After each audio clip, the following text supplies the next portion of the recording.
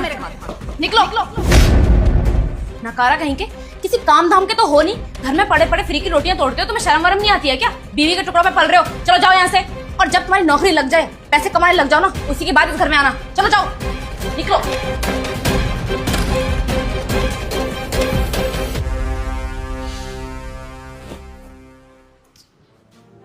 Ma'am साहब, वो आपने साहब को इस तरीके से घर से बाहर क्यों निकाल दिया? और क्या करूँ मैं उसका? किसी काम धाम का तो है नहीं। पूरे 6 महीने हो गए घर में पड़े पड़े, फ्री की रोटियां तोड़ रहा है। ऐसे आदमी का मैं करूंगी क्या? इससे बढ़िया तो मैं घर से बाहर निकाल दूं ना, जब सारे काम मुझे खुद ही अकेले करने हैं। मेम साहब, वैसे आप एक बात गलत बोल रही हैं। साहब पहले तो नौकरी करते ही थे ना मेम साहब। नौकरी करते थे ना, अब तो नहीं करते। अब तो घर का सारा काम मैं ही करती हूँ। अरे बिजली का बिल, घर का रेंट, बच्चों की फीस, सब कुछ तो मैं ही देख रही हूँ। वो किसी काम का तो है ही नहीं। अरे उसे तो शर्म भी नहीं आ रही है कि बाहर जाकर कोई नौकरी कर ले, बीवी के पैसों पल रहा है। मेम साहब एक बात बोलूं, आप जब ऑफिस चली जाती थी ना, तो साहब पूरे दिन लैपटॉप पे लगे रहते थे। पता नहीं कहाँ कहाँ बात करते थे कि नौकरी के लिए, मतलब दिला दो मुझे, ऐसे ऐसे करके। मैंने अपने कानों से सुना है। मेम साहब आप ना इस तरीके से मत बोलिए। साहब बहुत मेहनत कर रहे थे आपके पीठ पीछे, और आपको शायद पता भी नहीं है, वो आपसे बहुत प्यार करते हैं। तो प्यार का क्या मैं चार डालूं? प्यार से ना पेट नहीं भरता। पैसे चाहिए होते हैं पेट भरने के लिए, ठीक है? और पैसे वो कमाता नहीं है, और जब वो कुछ करता ही नहीं है तो मैं उसके साथ रह के क्या करूंगी? इसलिए छोड़ दिया मैंने उसे, निकाल दिया घर से बाहर। अब जब नौकरी लग जाएगी ना, उसके बाद इस घर में घुसेगा। और हाँ, तू ना इन सब चीजों पर ध्यान मत दे, जाके अपना काम कर।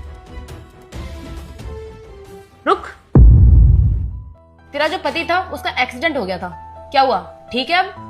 हाँ मेम साहब, मेरे पति का एक्सीडेंट हो गया था 8 महीने पहले, आपको तो पता ही है। और वो अभी भी बेड रेस्ट पे ही हैं। डॉक्टर ने बोला है 4-5 महीने और भी बेड रेस्ट पे रहेंगे। तब तक खर्चा मुझे ही चलाना पड़ेगा। और आपको शायद पता भी नहीं, अब तो मैं डबल शिफ्ट करने लग गई हूँ। पहले आपके यहाँ काम करती हूँ, फिर पड़ोस वाली जो आंटी है ना, उनके यहाँ भी मैं काम करती हूँ मेम साहब, जिससे हमारा खर्चा निकल जाता है और उनकी दवाई का भी पेमेंट हो जाता है। उन्हें तो बड़ी दिक्कत होती।